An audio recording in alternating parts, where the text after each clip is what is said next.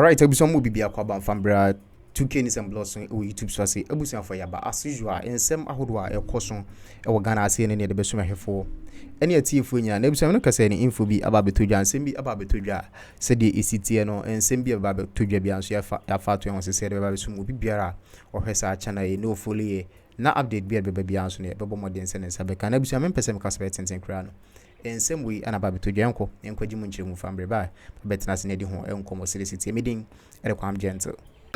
Mr. Speaker, first let me commend the maker of the statement for bringing this matter to the floor. I have heard views expressed on this matter, and I must say that today is another day of sadness for the politics of the country, because a system has succeeded in setting us up to set ourselves apart. Mr. Speaker, let me give some few facts for the Hansard of this House. I had the privilege of chairing Ghana Water. Every single reform I initiated ended up in the media, caused by the very people who perpetuated it. And in the end, it turned political. So, nothing gets done. ECG, I had the privilege of chairing the board in July. Because I'm a businessman, the first question I ask myself is that how can ECG award a contract? And when the contract is awarded, all the person does is deliver at the port, present bill of lading, and request for payment. I said, with the greatest respect, I don't want to use a word. This is Parliament. I was shattered. I said, how? And ECG would have to pay. So I realized that ECG was paying a lot of bills when they've not even had access to the goods. And when you ask them, I asked the procurement manager, director of procurement, a question. I said, why did he say, oh, chairman, this is the practice since. This is the practice. And they will bring you document. I listened to honorable member for Sekendi, lawyer, you from Sekendi, question meeting. And I am adopting his submissions as though they were mine. The time has come. This politics, somebody says MPP, NDC, it's a system problem that I will any day support this minister to embark on reforms. How come containers at the ports, containers that have arrived, the bureaucracy at our ports, they say the containers are missing. Mr. Speaker, it is true that when these containers come, there is some connivance with some customs officials, and they sell these containers, these cables that ECG needs after the supplier has been paid. They sell the container, and then people will sell back to ECG. Are we pretending we don't know? Instead of us to pay attention and kill the rots, then we come here, then MPP, NDC, so now they say, oh, maybe it's happening on the MPP, it's happening on the NDC. No. An honorable minister, I know what you can do. If we can give you support to do it, you must adopt a posture, a non-partisan posture, and tackle the rots. But if we all want to approach it, MPP, NDC, Mr. Speaker, it will remain. NDC will spend 4 years, 16 years, 20 years. The same thing will be there. They will come into opposition, and the same thing would arise again. Then the perpetrators will be there in the system. Mr. Speaker, today, Ghanaian businesses cannot sleep because there's a new government, whereas foreign businesses are surviving because their ambassadors will be protecting their businesses. So Ghanaian businesses who did business in MPP time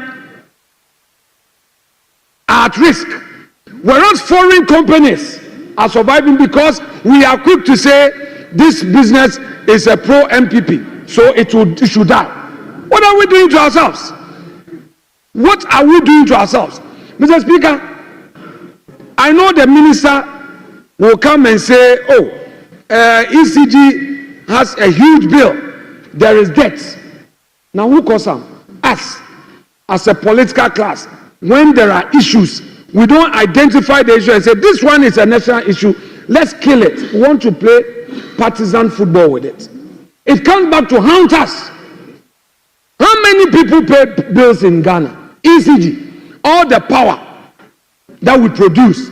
Mr. Speaker, let me hazard a guess. I can say, not on authority, that less than 20% of consumers pay. A lot of factories consume electricity, they don't pay. The prepaid is adjusted all over. At the end of the day, it becomes the debt of the state. These are things that if the minister comes and says, look, I am embarking on serious reforms, I will go all out to back him. Because if the nation fails, it affects all of us. And for MPP, NDC, we shouldn't be too comfortable with this democracy. With this day social media, the youths, they are so impatient that if we continue to play this game, they will be watching. We may be surprised. Let's be careful. Let us be careful as a political class. The issue at stake is scandalous, is serious, it's not MPP, NDC matter. All these public institutions, and sometimes some of the appointees of the previous government, you see them even saying that they are professionals. They were not MPP. Now they come here and then they are dining with you. You're also happy. When you lose power, they turn around and they do this and that and that. And then they are hitting our heads and we are here shouting. No. The public system, the public service structure, those SOEs, that government invests so much, every now and then, we have bureaucracies being established by law, and the state will give money. Look at the initiative, this gold board initiative. For all you know, government means well. But trust me, if in the enactment, we don't put in place the support systems, people will take the money and say, but I helped the NDC to come to power. He will even go and buy the gold, and you cannot even prosecute. I invested in Winneba. I bought taxes for my people. The person is working. He's not paying. You can't prosecute. You can't even then have to pay. What is going on in the country? Because politics. We know. We set up initiatives. Where we are helping our people. We give them the loans. Kufuor's Maslock. People didn't pay. Rawlings's intervention program, poverty alleviation, they didn't pay. When Rawlings lost, Atamus lost, and Kufuor came, all the attempt to prosecute those people who didn't pay the loan, they said because they were NDC. When Kufuor also came and they took the loan and they didn't pay, and Atamus was prosecuting, they say, I'm MPP. And it's been going on, and we see saying the national debts. All these social interventions that are going down the drain, it's become consumption, not investment. So as a political class, let's wake up. Let's get more serious. Tackle the issues. $700 million is not cheap money. Go to ECG. Those companies are chasing ECG, and now because the minister is enforcing the cash waterfall, they say they get only 40 million cedis, and the 40 million cedis is not even enough to pay salary. Those officers at ECG, those directors, they are the ones who should hold them to account and stop this political football we play. And then we come and we say it was MPP time.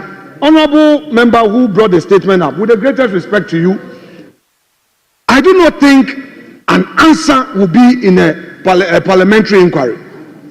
With the greatest respect to you.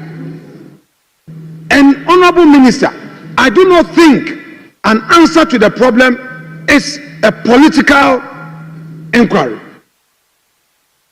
Hold the bull by the horn. And Àහැ will support you because I've been there. In fact, I've seen a lot of the rot in our public service system. I've seen a lot of the rot in the SOEs, but they take advantage of us as politicians.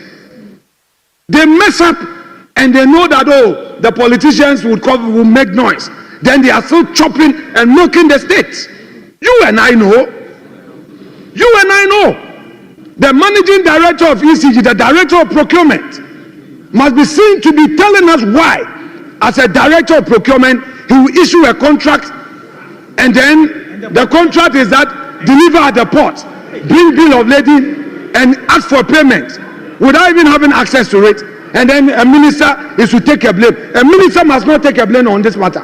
It shouldn't be a political partisan matter, but it's a system failure which we have the capacity, the authority to deal with. I shall rest my case, Mr. Speaker. If we are serious, this is the day.